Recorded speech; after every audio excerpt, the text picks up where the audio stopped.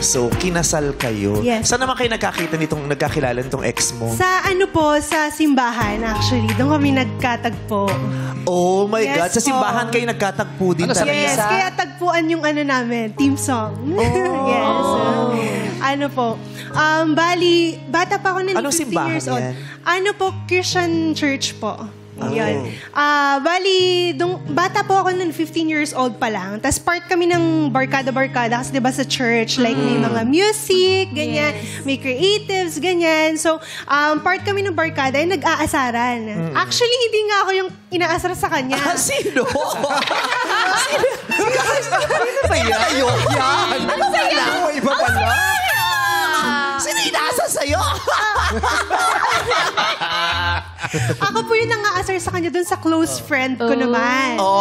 Parang may nirereto ka sa kanya, pero ang ending kayong dalawang So, gano'n. Hindi nyo inaasahan na yung mga damdamin niya palang magtatagpo kahit Yes. iba naman ang itinuturo nyo nung simula.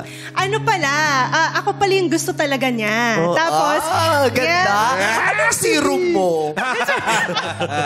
Kaya ako po talaga gusto niya. And then, syempre, close friend ko yung yung babae na inaasar sa kanya. So, kinausap ko po yung friend ko na yun if may gusto ba siya kay Patrick, if ever. Pero nililigawan ba siya o tukso-tukso lang? Tukso-tukso lang po. Tapos sabi niya, hindi naman daw po kasi may iba siyang gusto. So parang sabi ko, uy, parang It's your time to shine.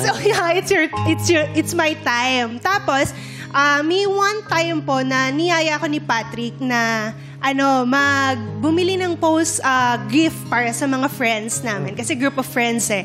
Tapos, ako nagtataka, sabi ko, bakit ako lang? Like, parang, bakit ganon? Parang, sa lahat ng dami ng kaibigan, bakit ako lang yung pinili niya? Tapos, yung pala, yung time na yon, iaas niya na ako na, na ligawan. Yung parang ganon, inamin niya yung feeling niya na may gusto nga siya sa akin, ganyan-ganyan.